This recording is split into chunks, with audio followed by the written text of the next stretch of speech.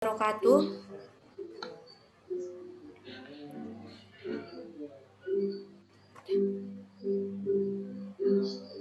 Waalaikumsalam. Selamat malam dan salam sejahtera bagi kita semua. Yang terhormat Muhammad Faris Fauzi selaku Ketua Program Studi Teknik Elektromedik Program Vokasi Universitas Muhammadiyah Yogyakarta. Yang terhormat M. Hafiz Fahrezi selaku pembicara pertama. Yang terhormat Yoda Putzaza Bebin selaku pembicara kedua.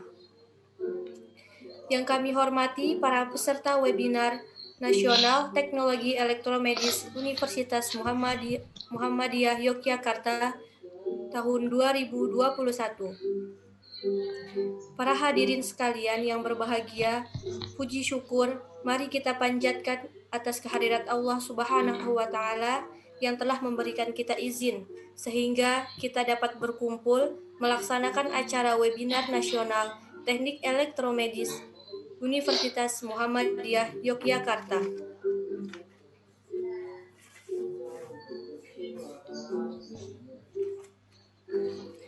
Pada tahun ini, kita mengangkat tema yaitu peran alat inkubator analyzer sebagai alat pelaksanaan kalibrasi inkubator bayi. Kami ucapkan banyak terima kasih atas kehadiran seluruh peserta webinar nasional Universitas Muhammadiyah Yogyakarta. Saya, Mainun Komalasari, sebagai Master of Ceremonies sekaligus moderator yang akan memandu acara pada malam hari ini. Pertama-tama, izinkan saya untuk membacakan susunan acara pada malam hari ini. Acara yang pertama yaitu pembukaan, yang kedua sambutan-sambutan oleh Ketua Program Studi Teknologi Elektromedis Program Vokasi Universitas Muhammadiyah Yogyakarta, yaitu Muhammad Faris Fauzi. Yang ketiga, penyampaian materi. Materi pertama akan disampaikan oleh Saudara Hafiz Fahrezi. Materi yang kedua atau pemateri yang kedua disampaikan oleh Saudara Yoda Putzaza Bebin. Acara yang keempat yaitu sesi foto bersama. Acara yang kelima yaitu penutup. Ya, langsung saja kita beranjak ke acara yang pertama yaitu pembukaan. Marilah kita buka acara Seminar Nasional 2021 ini dengan bersama-sama mengucapkan basmalah. Bismillahirrahmanirrahim. Acara selanjutnya yaitu sambutan-sambutan oleh Ketua Program Vokasi Teknik Elektromedis Universitas Muhammadiyah Yogyakarta, yaitu Muhammad Faris Fauzi. Kepada Muhammad Faris Fauzi, tempat dan waktu kami persilahkan.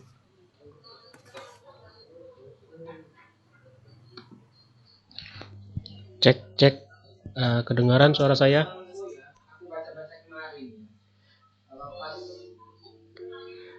Baik. Assalamualaikum warahmatullahi wabarakatuh. Terima kasih MC yang telah membawa acara pada malam hari ini di webinar kalibrasi peralatan kesehatan pada tahun 2021 ini. Perkenalkan, nama saya Muhammad Faris Fauzi. Saya selaku dari Kepala Program Studi Teknologi Elektromedis Universitas Muhammadiyah Yogyakarta pada tahun 2021 ini. Webinar kali ini saya kira sangat penting untuk disosialisasi atau dijadikan bahan ilmu bagi para teknisi dan atau sebagai mahasiswa yang memilih jurusan elektromedis karena alat ini yaitu inkubator analyzer itu merupakan sebuah alat kalibrasi yang bertujuan untuk mengkalibrasi alat inkubator baby ini. Jadi saya harap webinar kali ini dapat berjalan dengan lancar dan ilmunya yang diberikan oleh pemateri pertama dan kedua nantinya akan bisa teman-teman dapatkan sehingga nanti bisa diterapkan di dunia elektromedis. Kemudian saya juga berterima kasih kepada pemateri 1 dan pemateri kedua yang telah siap meluangkan waktunya untuk membawakan materi yang telah dirancang dan telah disusun sedemikian bagus dan baik sehingga nanti materi yang akan dibawakan berguna bagi para mahasiswa maupun para teknisi yang hadir kali ini. Mungkin itu saja yang bisa saya katakan pada acara sambutan sebagai Kaprodi Teknologi Elektromedis UMY tahun 2021 ini. Yang saya harapkan semoga webinar kali ini berjalan dengan lancar dan dapat membawa ilmu dan berkah kepada kita semuanya. Mungkin itu saja yang bisa saya sampaikan pada webinar malam hari ini. Atas salah kata mohon maaf. Wassalamualaikum warahmatullahi wabarakatuh.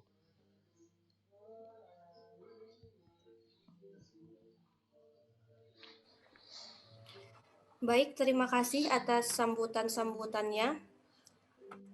Beranjak ke acara selanjutnya yaitu sesi penyampaian materi. Para hadirin yang kami hormati, penyampaian materi ini adalah inti pokok webinar pada malam hari ini yang akan disampaikan oleh para pemateri kita yang sudah terpercaya keahliannya.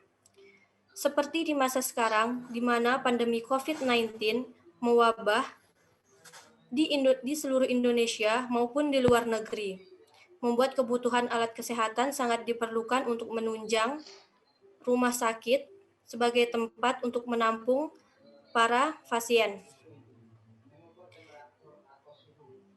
Para teknologi elektromedis beramai-ramai membuat alat baru untuk rumah sakit. Itu menjadikan para teknologi elektromedis merupakan alat lama yang harus diperbaiki agar bisa digunakan kembali, salah satunya yaitu di maintenance dan dikalibrasi. Kalibrasi perlu dilakukan untuk menjaga keefektifan suatu alat sebelum digunakan untuk pasien. Itu juga untuk memenuhi persyaratan dan keamanan bagi pasien.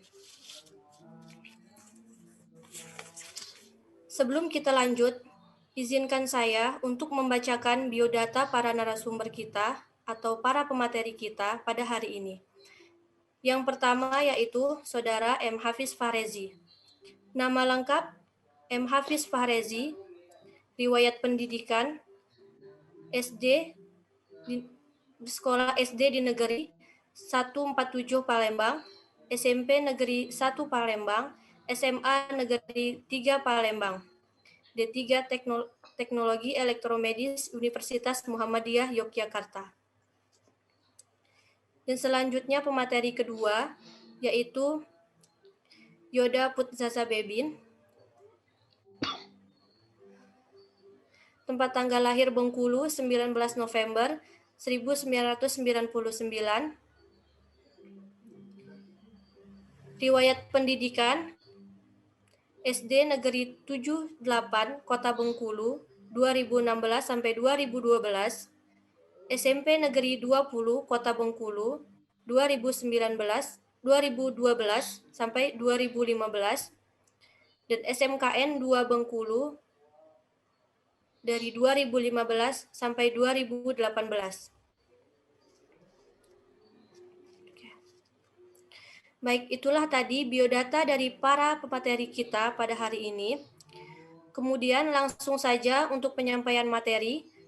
Kepada Saudara M. Hafiz Fahrezi sebagai pemateri pertama, untuk tempat dan waktunya kami persilahkan.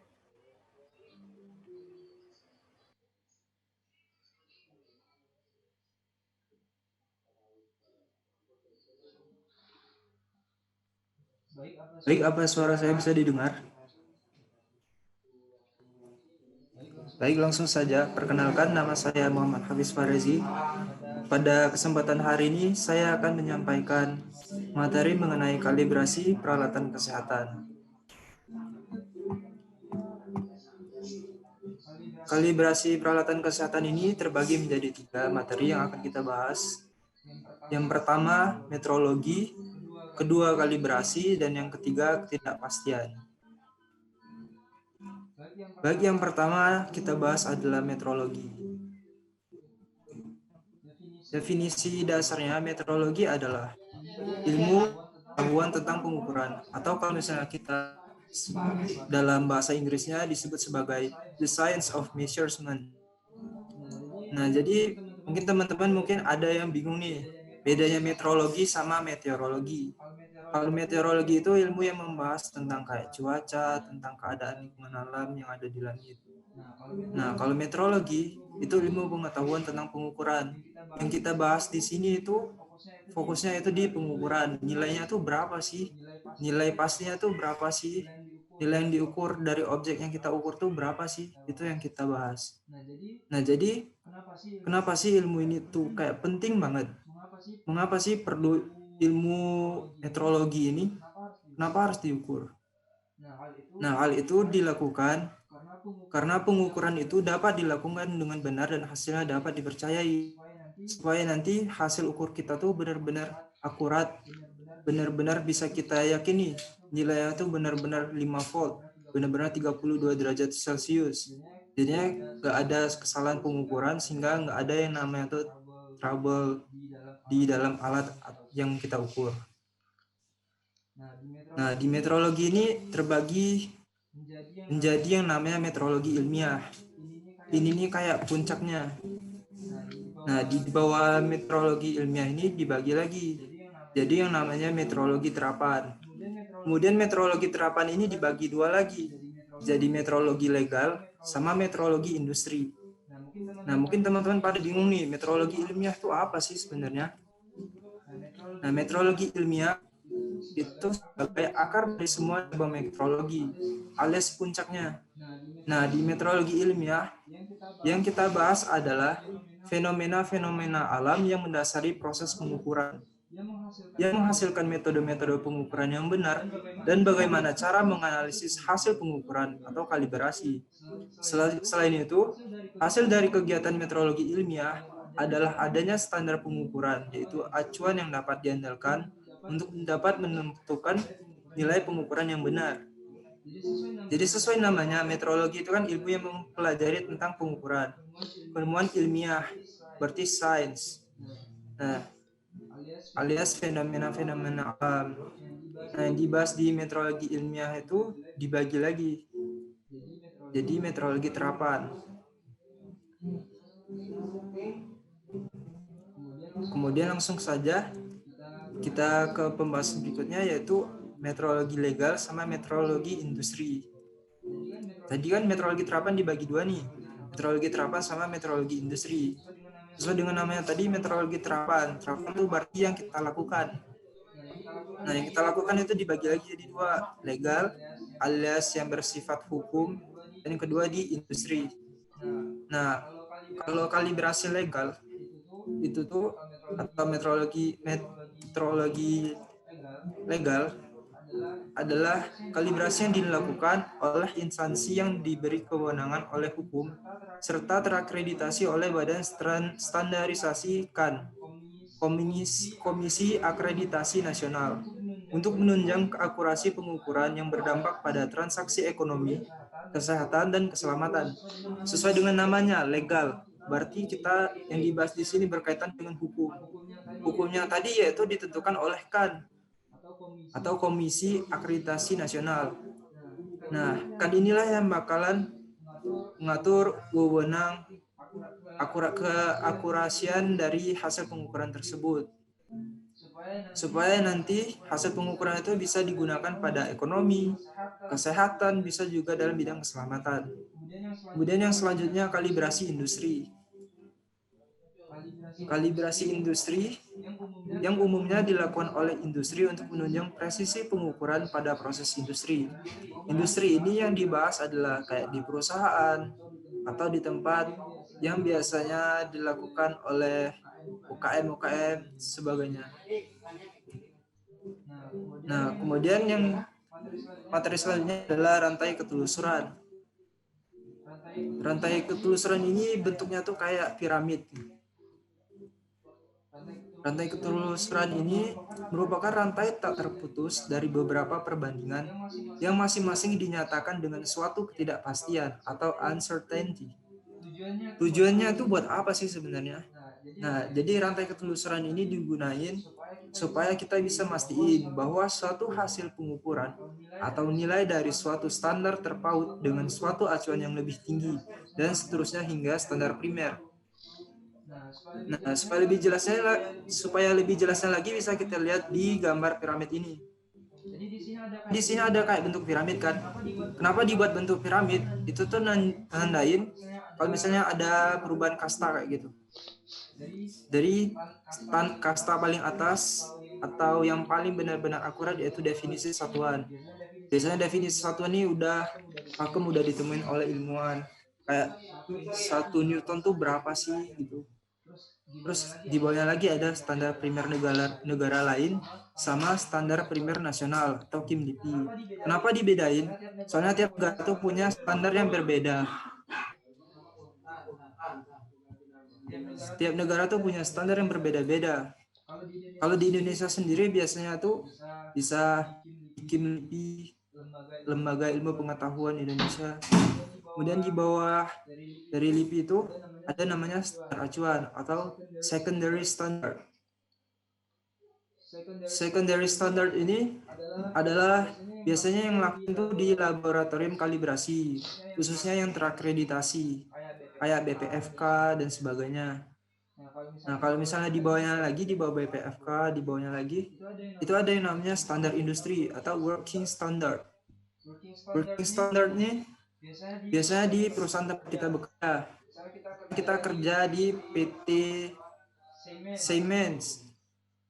Nah, itu standar dari perusahaan itu kayak gimana sih? Biasanya udah ada standar pengukurannya tersendiri. Di bawah perusahaan ini alat ukur, alat yang kita pakai. Kayak misalnya di multimeter tuh udah ada kan nilainya tersendiri, tapi nilai itu tuh belum tentu. Makanya perlu dikalibrasi lagi sesuai dengan ke atas lagi, sesuai dengan perusahaan, kemudian sesuai ke atasnya lagi sesuai dengan laboratorium kalibrasi yang sudah terakreditasi, baru ke atasnya lagi ke LIPI, baru ke atasnya lagi ke definisi satuan yang dipakai di semua dunia itu.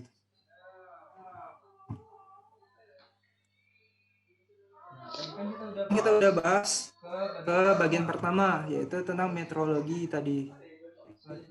Di bagian kedua, kita bahas mengenai kalibrasi. Ini benar-benar inti dari semuanya.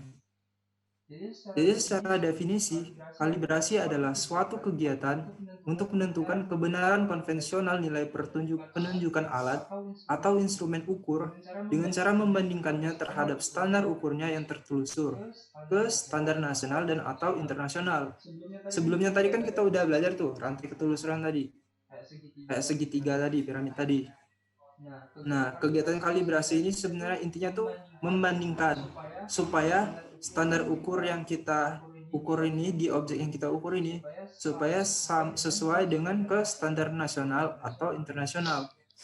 Kalau menurut ISO atau IEC 17025-2005 and Vocabulary of International Metrology atau VIM, kalibrasi adalah serangkaian kegiatan yang membentuk hubungan antara nilai yang ditunjukkan oleh instrumen ukur atau sistem pengukuran atau nilai yang diwakili oleh bahan ukur dengan nilai-nilai yang sudah diketahui yang berkaitan dari besaran yang diukur dalam kondisi tertentu.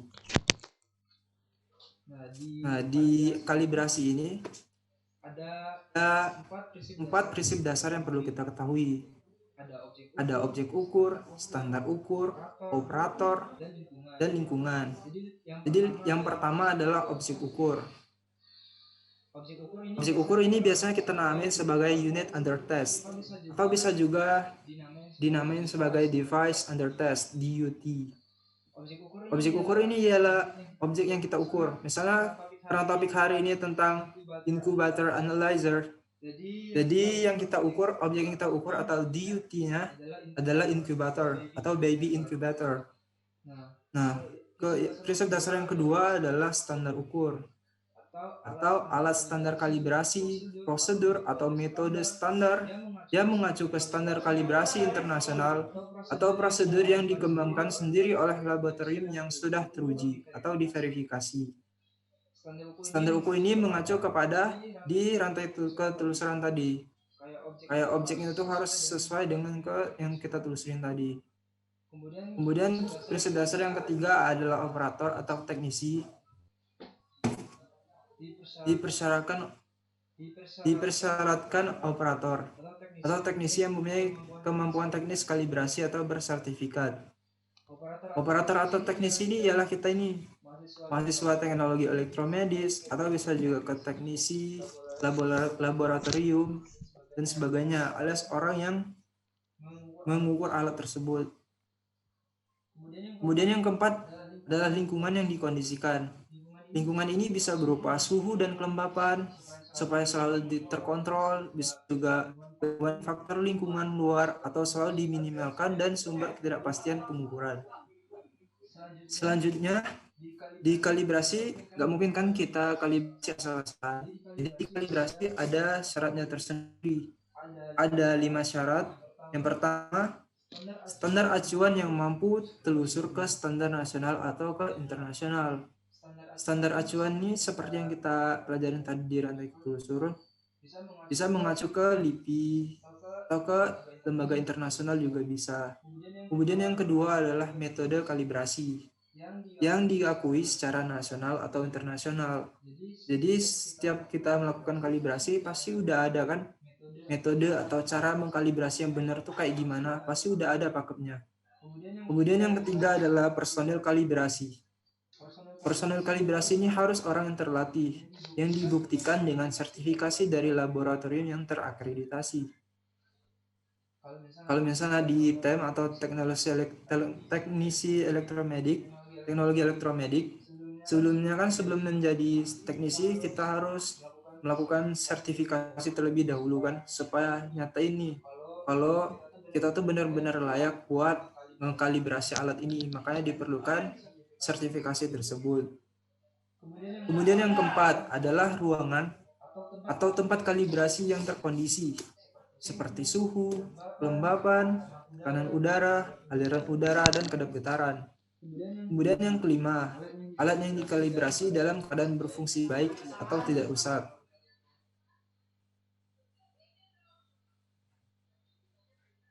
Nah, di kalibrasi ini ada tujuannya. Kita kan kalibrasi itu pasti nih ada kan tujuannya. Kayak buat apa sih kita ngelakuin kalibrasi? Tujuannya sendiri, yang pertama, untuk menentukan deviasi kebenaran konvensional nilai yang menunjukkan suatu instrumen atau deviasi dimensi nominal yang seharusnya untuk suatu bahan ukur. Yang kedua, untuk menjamin hasil-hasil pengukuran sesuai dengan standar nasional maupun internasional. Bisa mengacu ke Dewan Standarisasi Nasional atau DNS nanti. Nah, yang terakhir kita bahas adalah ketidakpastian atau uncertainty. Di uncertainty ini, kalau ketidakpastian ini bahasa Inggrisnya uncertainty atau ketidakpastian. Tentang nilai yang di dalamnya diperkirakan terhadap nilai kuantitas yang diukur. Jadi simpelnya itu ketidakpastian kan, setiap kali kita mengukur alat ada nilai yang berbeda-beda kan. Misalnya nih kita mengukur pakai penggaris. Hasil pengukuran yang kita dapat tuh 1,55 cm. Nah, kita kan ini 1,55 yang kita ukur itu benar-benar udah pasti. Bisa aja kita ada ngukurnya agak miring dikit atau agak salah dikit.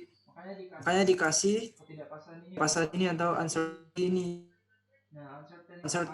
Uncertainty ini mengacu ke resolusi alat yang kita ukur. Kalau di penggaris ini kan resolusinya 0,05 cm.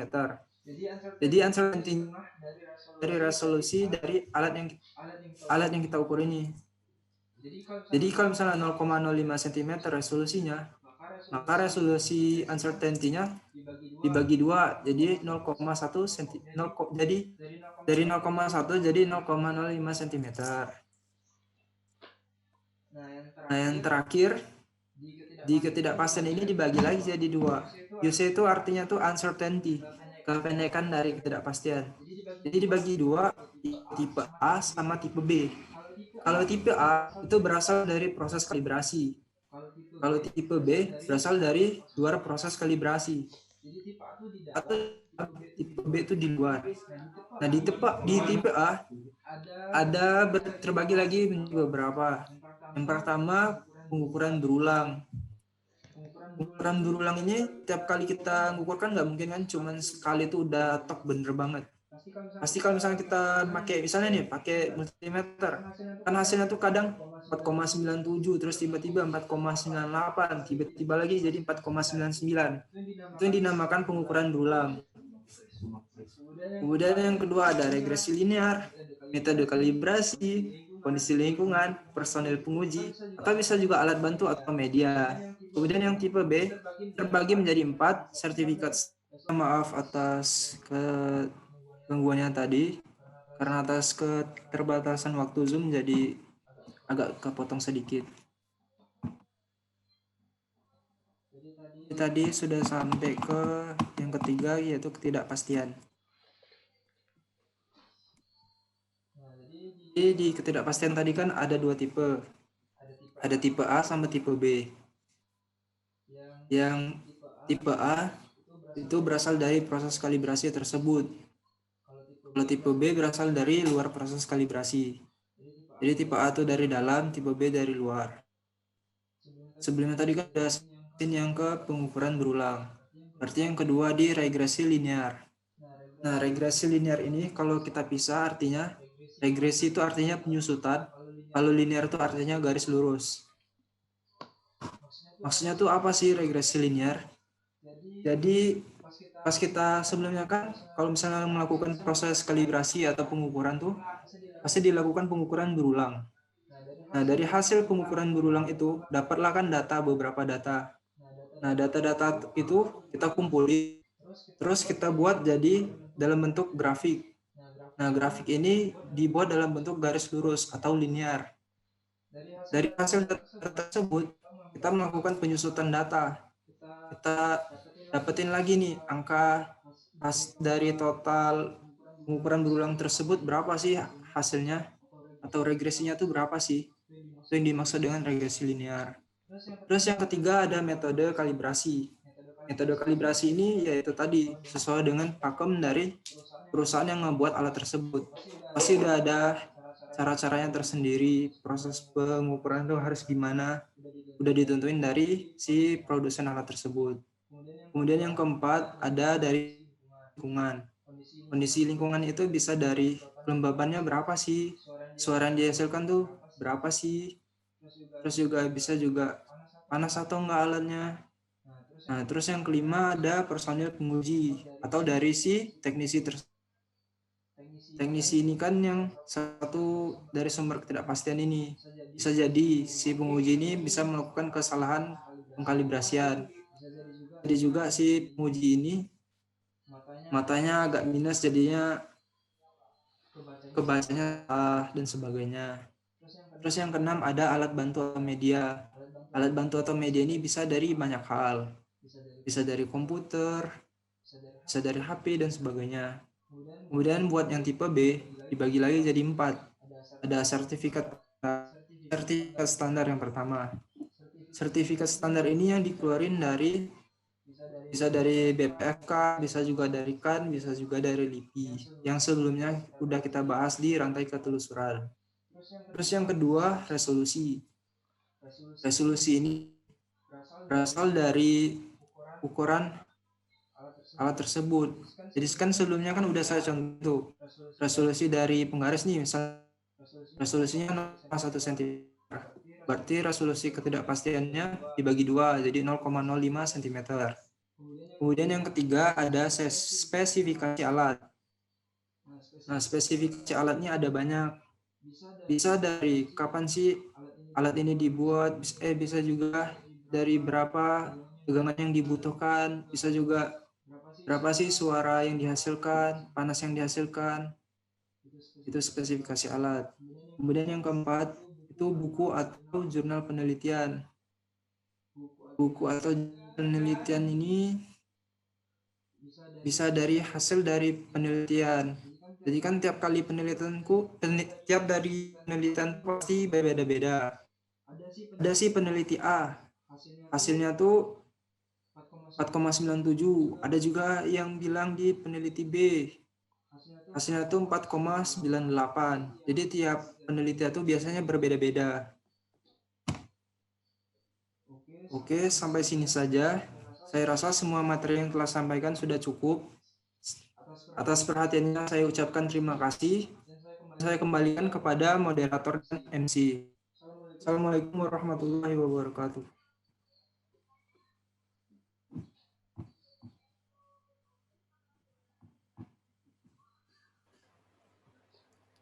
Ya, baik. Terima kasih atas penjelasannya.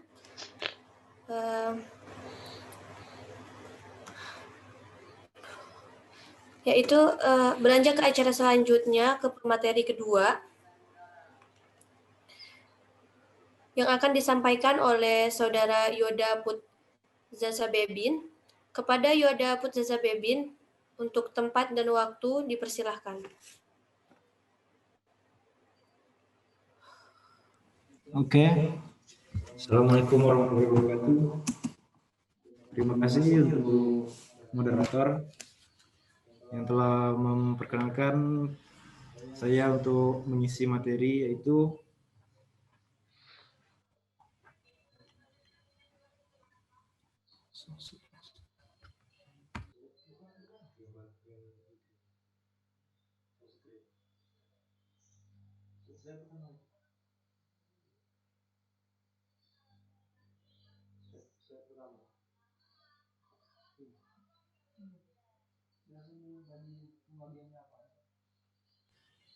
untuk pembagiannya yaitu iteration, bagian-bagian inkubator analyzer, pengoperasian inkubator analyzer.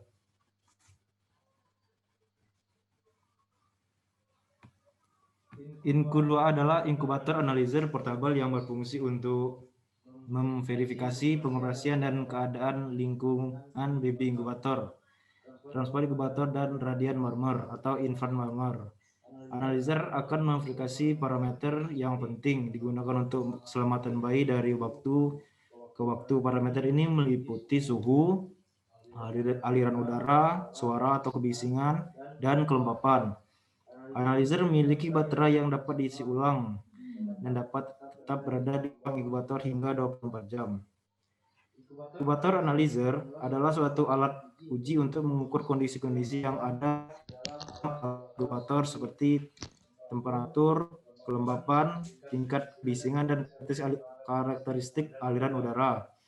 Alat ini penting dimiliki oleh rumah sakit yang memiliki alat elektromedis dan tenaga elektromedis sebagai bagian dari upaya pengoperasian dan pemeliharaan prasarana rumah sakit oleh petugas yang kompeten di bidangnya. Alat inkubator analyzer dapat digunakan untuk menguji inkubator tertutup dan penghangat bayi terbuka atau infant warmer, termasuk unit pengangkut bayi, kendali udara, dan unit pengawas bayi saat mengukur suatu alat. Inkubator analyzer mampu mengukur suhu 3 titik sekaligus, yaitu 2 titik di kanan dan secara diagonal, 1 titik di tengah. Pengambilan data suhu dilakukan di 6 titik. 5 titik untuk data suhu ruang inkubator dan 1 titik data suhu pada matras. Ini bagi bagiannya inkubator. Yang pertama yaitu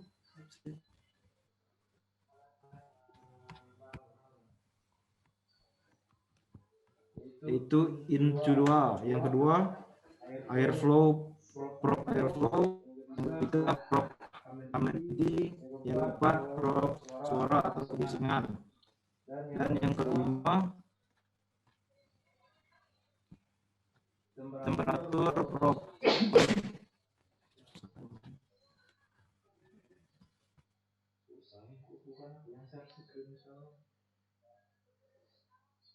Yang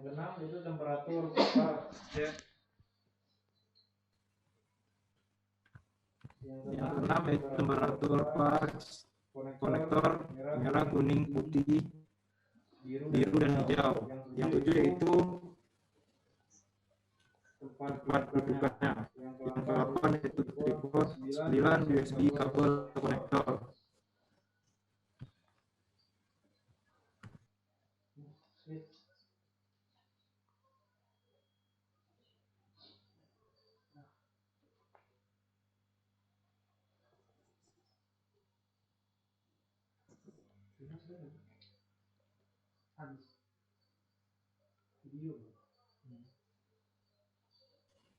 Baiklah, di sini untuk teman-teman teknisi, di sini saya menayangkan video yang menggunakan alat kalibrasi inkubator.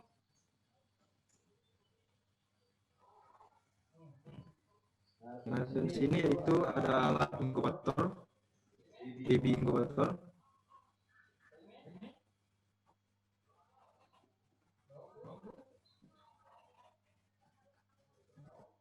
Dan ini itu alat kalibrasinya yang sudah dijelaskan tadi.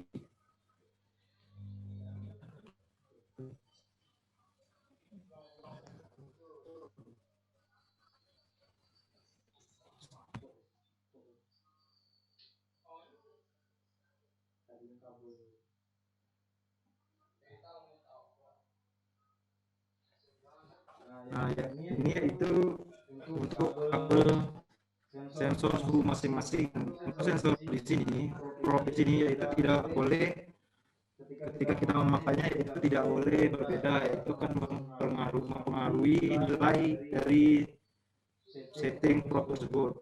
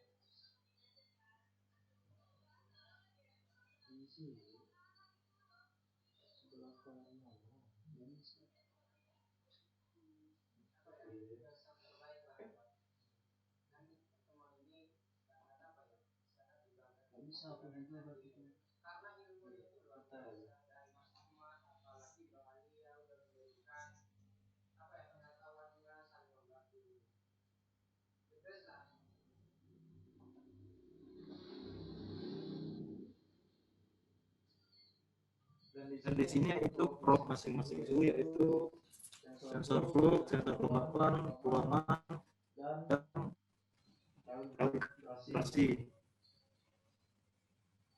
Di sini itu probe-nya ditempatkan di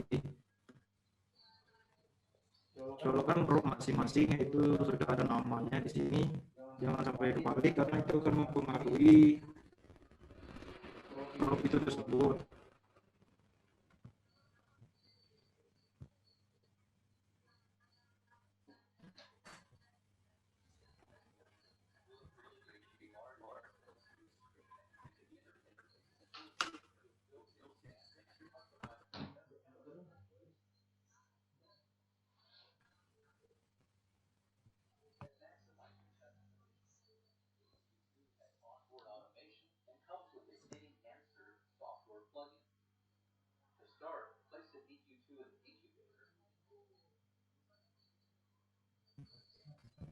Dan alat inkubator analyzer ini ditaruh di timpan kamar, yaitu di tengah-tengahnya.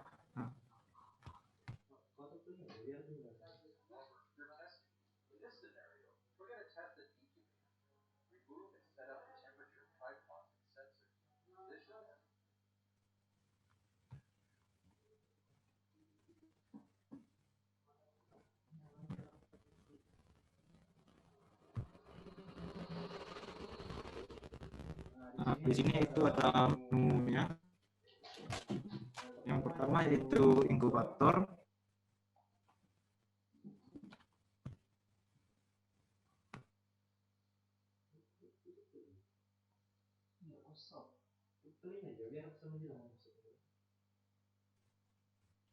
Yang kedua yaitu transport inkubator.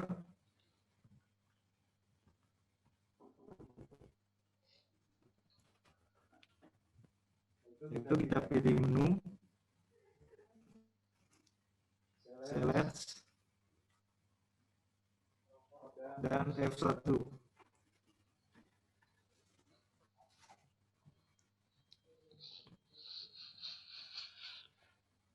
Masuk menu yaitu pilih uang, pilih insert,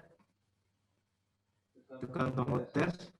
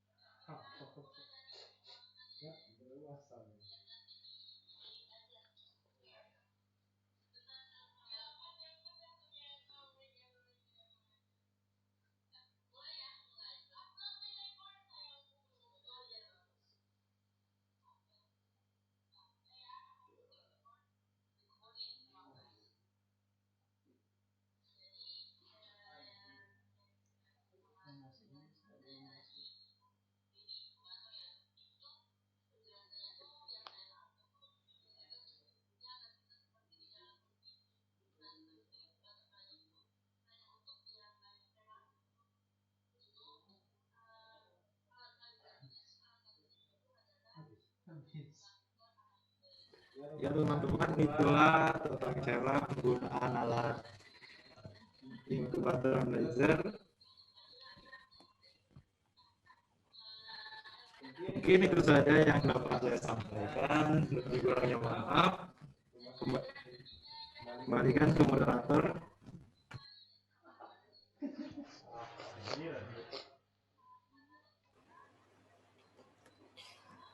Baik, terima kasih kepada materi yang kedua atas penyampaiannya. Semoga berguna untuk menambah wawasan dan pengetahuan kita bersama.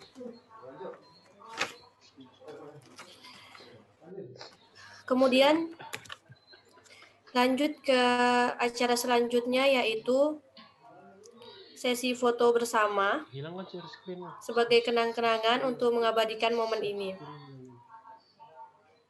Diharapkan kepada seluruh peserta webinar untuk mengaktifkan kamera atau on cam.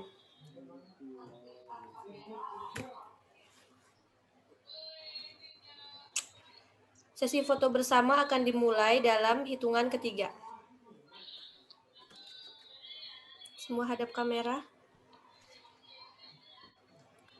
1, 2, 3. Oke, baiklah, terima kasih atas partisipasinya.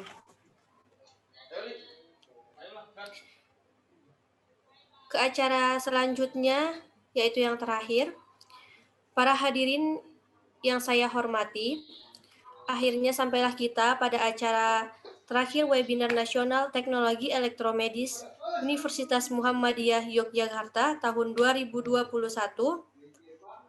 Kami ucapkan terima kasih atas kehadirannya dan partisipasinya, sehingga acara hari ini dapat berjalan dengan lancar. Kami mohon maaf kepada penyelenggara apabila ada kata-kata dan perbuatan yang kurang berkenan di hati. Saya ucapkan terima kasih kepada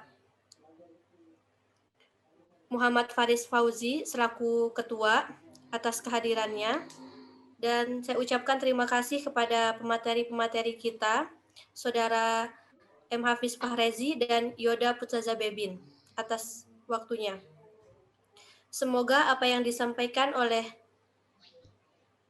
pemateri kita menjadi hal yang bermanfaat bagi kita semua. Dengan ini, saya Mainun Komalasari selaku Master of Ceremonies dan moderator, saya minta maaf bila ada kata yang salah. Saya akhiri. Wassalamualaikum warahmatullahi wabarakatuh.